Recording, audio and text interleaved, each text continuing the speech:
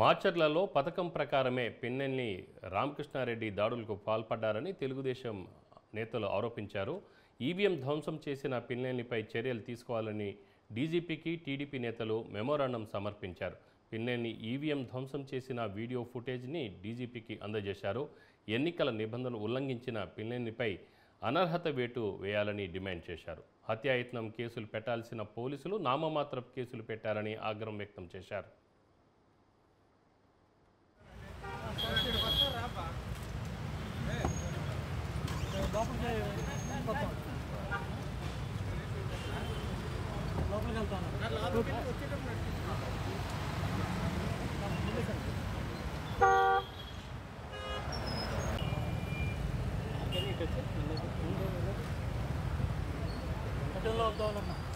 Okay sir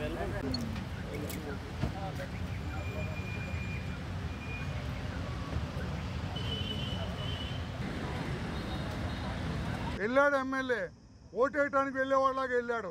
box కడతారు కదా, అందులోకి వెళ్ళి ఈవీఎం తీసుకొని ఎత్తి పగలగొట్టాడు. మీరందరూ చూశారు, రాష్ట్ర ప్రజలందరూ చూశారు. భయపడి వీళ్ళందరూ నిలబడ్డారు.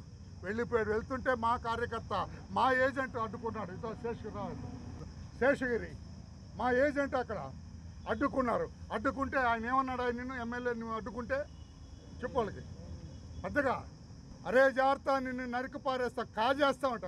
కాజేయటం జేబు కొట్టటమా?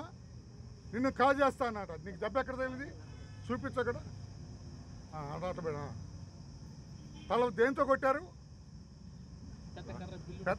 పెద్ద కర్ర, వసికర్ర లాంటి కర్రతో కొడితే చస్తారు కదా మనుషులు. రాయనకి కర్రతో కొడితే చస్తారు. అంత దెబ్బ. ఈ కేసు ఏం చేయాలండి? ఈ కేసుని చిన్న కేసు పెడతారా పోలీసులు? ఎమ్మెల్యే చంపేయండి రాయండి అని చెప్పి వాళ్ళందరూ కొట్టి అతను తలబాలు కొడితే 307 రాదండి, హత్యాయత్నం కాదండి. దీన్ని కూడా సుమోటాగా స్వీకరించాలి పోలీస్ శాఖ, ఎన్నికల కమిషన్. ఎన్నికల రోజు రెంటాల గ్రామంలో మొదలుపెట్టి కండ్లకుంట, కొత్త పుల్లారెడ్డిపురంలో విధ్వంసం సృష్టించారు. కొత్త పుల్లారెడ్డిపురంలో రేఖ్యా నాయక్ అనే ఒక అతన్ని బరిసెతో పొడిచి అతని గుడిసెని నామరూపాలు లేకుండా చేసి, అదే కండ్లకుంట గ్రామంలో ఎవరైతే పోలింగ్ ఏజెంట్లుగా కూర్చున్నారో వారి భార్యా బిడ్డల్ని కొట్టి వీడియో కాళ్ళు చూపించి బెదిరించి మరి ఏజెంట్స్ని డ్రాప్ చేయించారు. వాళ్ళు దెబ్బలతో ఉంటే కనీసం అంబులెన్స్ను కూడా రాకుండా అడ్డుకున్నారు. మాచర్ల పట్టణంలో ఒక తెలుగుదేశం వర్గీయులు కాలనీలో ఎక్కడో ఉంటే అక్కడికి 5 స్కార్పియోలు వేసుకొని వెళ్ళి ఎమ్మెల్యే తమ్ముడు వెంకటరామరెడ్డి గుంపు మీదుగా తొక్కించుకొని పోయి అంతటితో ఆకుండా మళ్ళీ రివర్స్ గేర్ వేసుకొని వెనక్కి తొక్కించుకుంటూ వచ్చాడు. ఈ కేసులో 324 కట్టారు పోలీసు. ఏపీఓ ఉన్నాడు, పీఓ ఉన్నాడు, నియోజకవర్గంలో రిటర్నింగ్ ఆఫీసర్ ఉన్నాడు, అట్లాగే జిల్లాలో డిస్ట్రిక్ట్ ఎలక్షన్ ఆఫీసర్ కలెక్టర్ ఉన్నాడు, అట్లాగే సిఇఓ ఎన్నికల అధికారి ఉన్నారు. ఇదంతా కూడా వెబ్ కెమెరాల్లో టోటల్గా అన్ని ప్రాంతాల్లో ఈ అరాచకం అన్ని ప్రాంతాల్లో కనపడింది ముఖ్య అధికారులందరికీ.